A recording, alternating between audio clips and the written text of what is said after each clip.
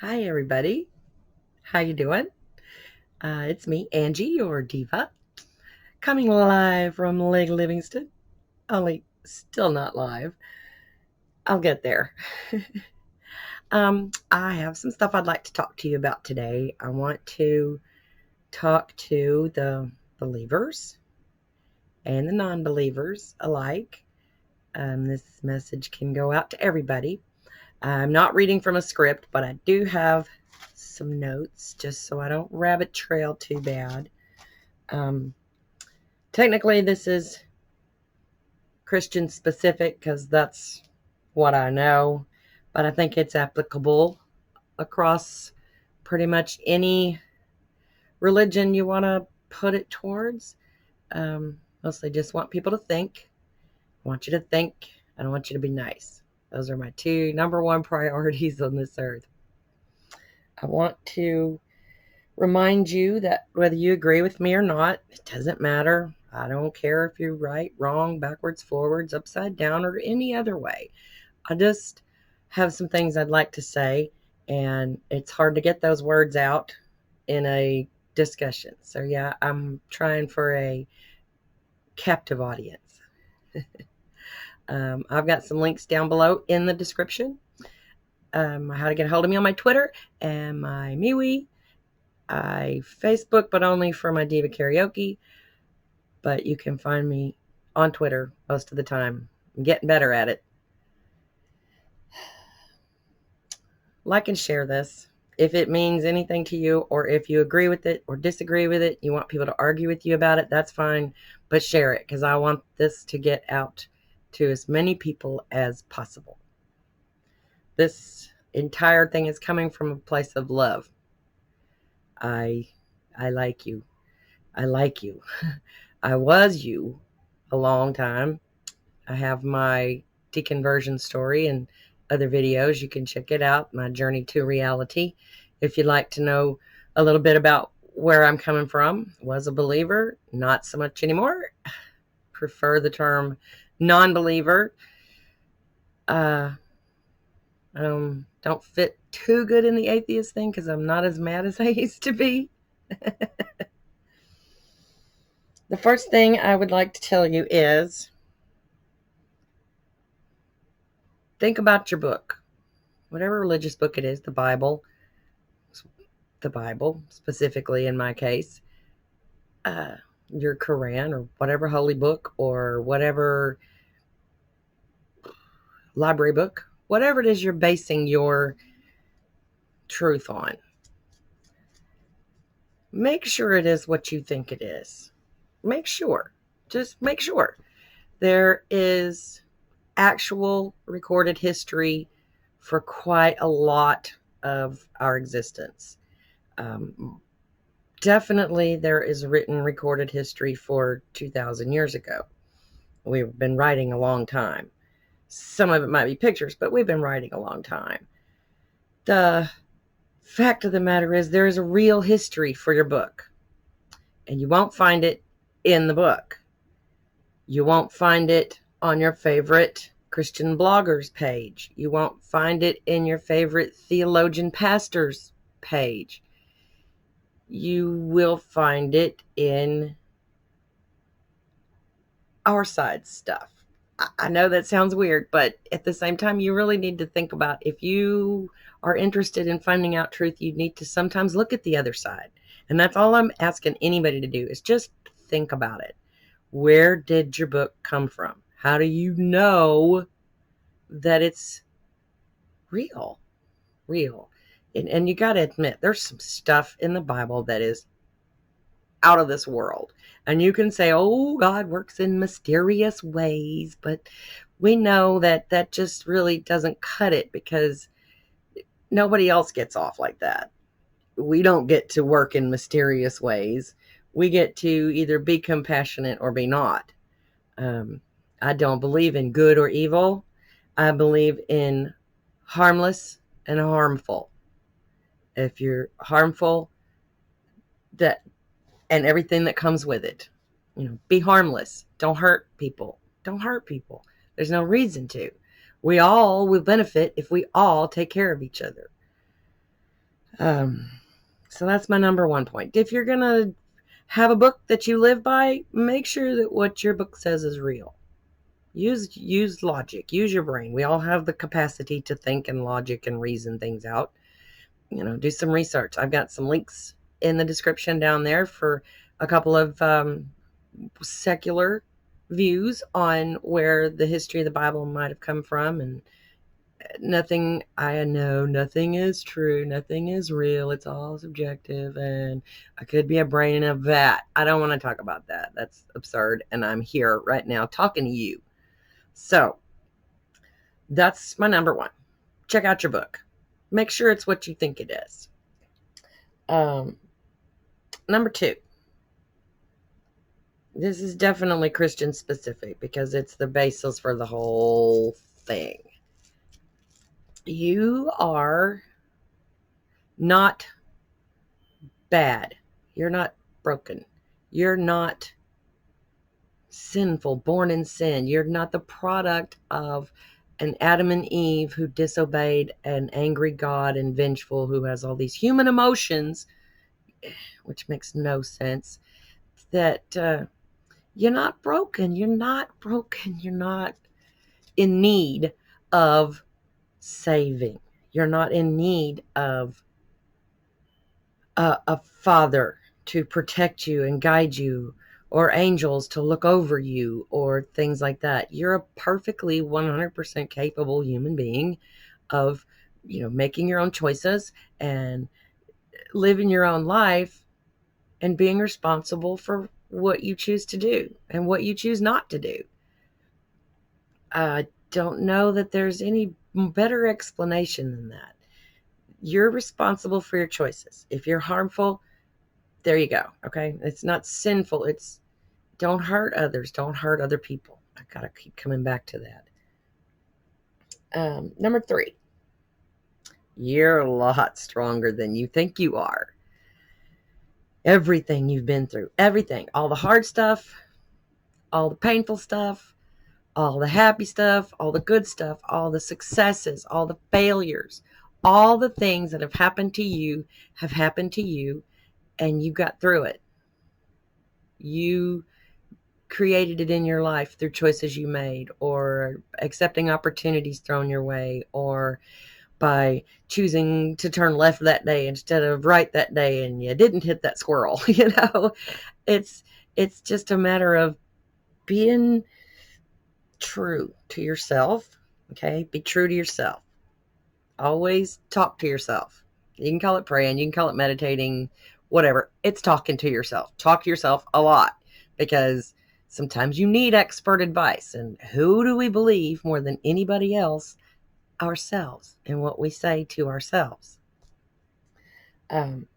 Everything you've been through, all the, that really bad thing that happened to you, and you're still here, and you didn't jump off a bridge, or you didn't go on a murderous binge and end up in prison. You did that. There was no divine intervention. I know it feels good to think about that sometimes, that you're important enough that somebody is looking out for you that's like super even more important than you. So it's not true. It's just not. You did it. You did it. I think learning that about myself was one of the best things ever. It was just one of the best things, because I had no reason to doubt myself all the time now. Everything I did, I always thought, oh, this may not be the right thing. This may not be the right thing. And I've always been kind of wishy-washy about stuff. I'm more decisive now, because I can look at a situation and decide, here's a problem. Can I fix it? Well, if the answer to that is no, then I just let it go. And I don't worry about it. I don't cry about it. I don't stress about it. I let it happen. Whatever life is coming at you is going to come at you regardless of what you think about it. If it's a problem I can deal with it, fix it, get on it. Don't sit around and wait for God to drop something good in your lap, because what's good about you in your life is what you choose to make out of it. It's all you. And that's really a good feeling. It sounds scary at first. It sounds really scary at first to not have somebody to blame. Oh, the devil made me do it. Oh, look how God blessed me. You know, you don't get that anymore. You don't get that out. You don't get that hug that, oh, God loves me so much. Look what he did for me. There was just enough milk in the container to make the baby cereal this morning. Really? Okay. So don't count yourself out. Don't think that you need so much help that you can't handle it. You know, I hear people say, oh, God won't give you more than you can stand. Well, actually, yeah. If he's real, then he gives a lot of people more than they can stand. I challenge you to go Google the suicide rate in the United States. You know, sometimes people get more than they can stand. If that's you, if you feel like you've got more than you can stand, reach out to another human being, please. Reach out to someone who can look you in the eye and take you in their arms or hold you by the hand and say, it's going to be okay. Let's talk about it. Let's get some help. What can I do? Get help. If you feel like you've got more than you can handle, get real help. Because lying on your floor and crying about it to Jesus, oh God, and oh God, why are you doing this to me? And how can you test my faith this way? It's abusive if you think about it. If your boyfriend or your husband or your wife was doing that to you, that would be abusive. If they were testing you to see how much you love them, that's abuse. That's horrible. You can't live that way. So trust yourself and figure out what you have done to make your life the way it is. Just try it. Try it once. Number 4. This goes right into what we were just talking about, because that first thought of I'm questioning. Okay, God can't read your mind. If it helps to just hear someone say it, God cannot read your mind. No one, nothing can read your mind. What you think is your own. Your thoughts belong to you. Your thoughts are completely yours. Okay? It just, I believe that to be without a question. It is the most liberating feeling in the world that I can think something real ugly about somebody. But if I don't act on it, or if I don't speak it out of my mouth, or if I don't change the way I treat that person, you know, in some way because of that, that's what matters. Not what goes on in my head, what I think in my head about things. You know, everybody has crazy thoughts. Everybody has mean thoughts. Everybody has, you know, pie in the sky. Oh, I wish for world peace. Yeah, we think about that. But, you know, it's your actions that matter. It's your actions. So that's the number one thing. It's okay to be wondering about it, because it's scary to think that someone can read your mind. That's horrifying. Especially believing that someone who can damn you to eternal torture can read your mind. Someone that could hurt you more than anyone else anywhere can read your mind. Tell me that's not scary. Now you cannot just put that in real words like that and not think that's scary. Okay. So I know doubting is scary. The fear is real because you think he's listening. You think he can hear it before you even think it. You believe that he can, you know, he's in here. And the truth is, he is in there. Okay. But it's you. It's you. You're the only one thinking those thoughts. If you have an ugly thought, no, devil didn't put that in your mind. That's just the way it is. But I understand the fear of doubting, the fear of questioning. I understand. It's very, very scary. It's very, very scary when you think you're going to get caught. Daddy's going to catch you. Am I going to get away with this? I'd like you to ask yourself one question and be honest with yourself always. Do I really do the things I think I do because of God, or do I do them because I think that's what it's expected,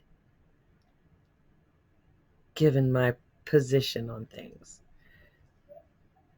So I think that's a pretty good little thing to chew on. You chew on that for a little while. Get you some sweet tea, sit down, have a drink, and a little chew on that. Sorry about that. Number 5 comes right along with it. It's okay to question. It really is. It's okay. Look at it this way.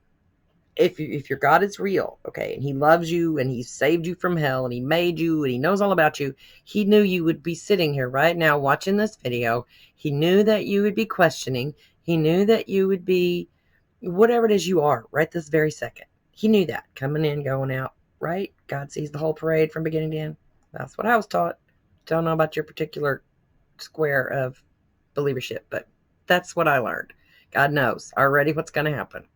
So if he knew you were going to be doubting one day and he thought you would be here at this place and he, still gave you the opportunity to be saved and he still gave you the love of the Holy Spirit and all that stuff, all the things you feel and you believe right now, then he's not going to strike you with lightning just for having a question in your mind.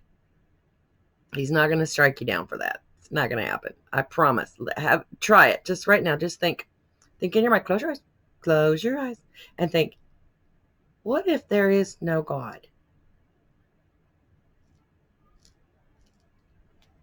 Nothing. See, nothing happened. It's okay. It's okay to question. You don't have to take my word for anything. Go to church and ask your pastor. Ask him. And if he goes and picks out 1 or 2 verses for you, you need to get a big old question mark on that. Because you need to be looking for real answers.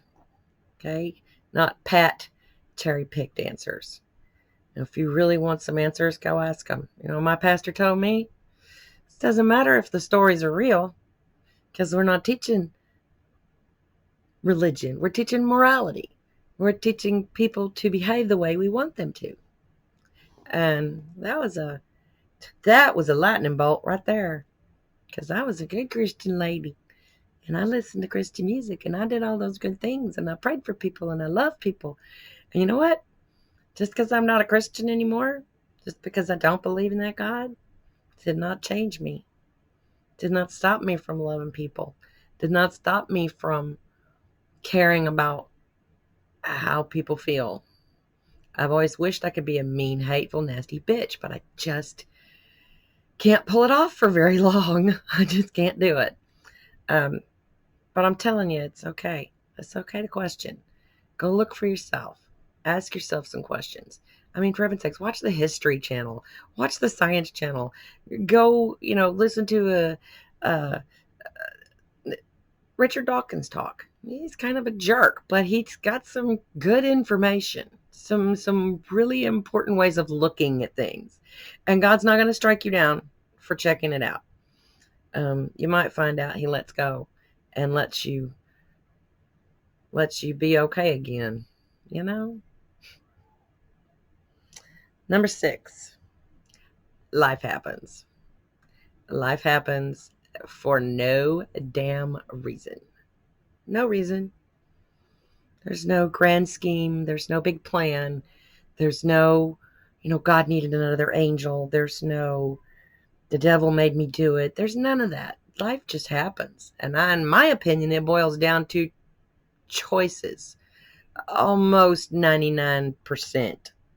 The choices of me and other people all over the world create what goes on around us. That's my little piece of philosophy that may be stolen from somebody. I've never stolen philosophy. I've never stolen. I've never studied philosophy in any sort of way, so I couldn't tell you. That's just what I think. I think that it boils down to choices. Choices I make, you make, Bob over there makes, Sue over there makes, Hans over in Germany makes a decision, and the whole world is everybody making their own choices, and so our choices overlap each other. And what I do affects my kids, my husband, and my neighborhood, my pets. So I think our choices overlap, and that's what makes life happen. It just happens. It's not because you stepped on a bug that that bad thing happened to you. It's not because you had a doubt in your mind that that bad thing happened to you. It's not because you prayed the right way this morning that that good thing happened to you. It's not because you helped a little old lady across the street that that good thing happened to you. Life happens. We make choices. We decide. And sometimes others decide for us. There's that overlap. Sometimes others decide for us. So be conscious of the choices you make. And when you make a bad one, own up to it. Be responsible for it. Try to make it right. See if you can fix it. If you can't fix it, learn from it and try to do better. When you know better, you do better. The best thing that happened about losing my religion was I don't have to hate anybody anymore. I don't have to be against any human being because of who they are. I can be against people for their actions, people who behave poorly. Yep, I don't like them. I don't have to. And I don't have to put up with them, and neither do you. But you don't have to hate somebody because they want to wear a purple wig. You don't have to hate somebody because they'd rather have boobs than a penis. I mean, come on. Who wouldn't rather have boobs anyway? I'm just saying. Don't have to hate anybody anymore. Don't have to be against anything or anybody other than hate, which is really cool because now it's all about love. Now it's all about truth, not just my personal truth because I believe this book, because I believe this dogma, because I believe this thing. This is all the truth I can have. I can have all the truth I can find now. Go find it. It's out there. Weigh the evidence. Look for proof. It's just that easy. It's just that easy.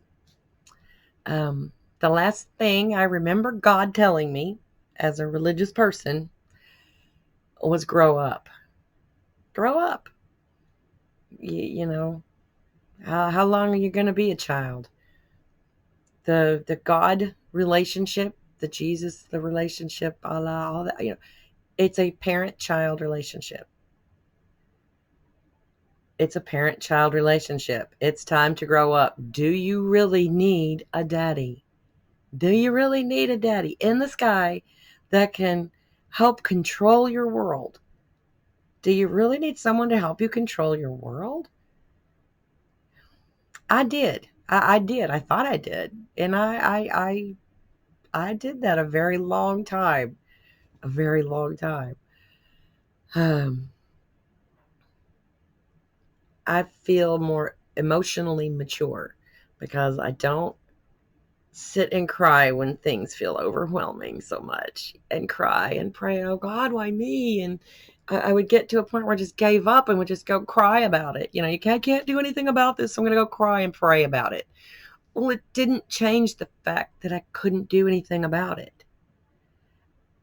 But it's that let it go of it and giving it to God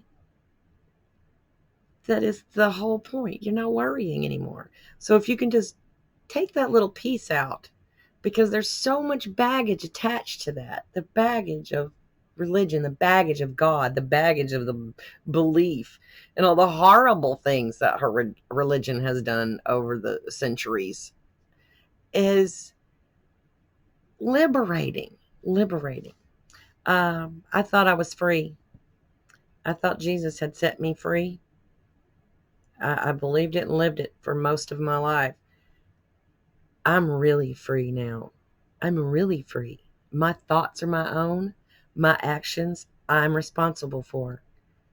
I'd like for you to stop 5 minutes and however long this video, 25 minutes, and think about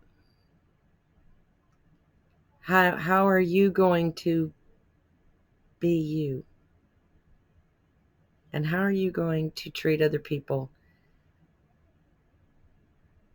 And just think. Just think, people. Think. I love you. I love you. I brought a lot of people to Jesus in my life. I hope to set a couple of you free. I would really like that to happen one day. If this video's made you think, put it in the comments. If it pissed you off, put it in the comments. Let's talk. I'd love to talk to you. So tell me what you think, and like and subscribe, and click the little bell, get notifications. I'm going to try to do videos once a week on Wednesdays, but whenever I schedule and plan things, life happens, and I rarely get to keep that schedule. So I will do my very best. I love you all, and peace to everybody. Bye.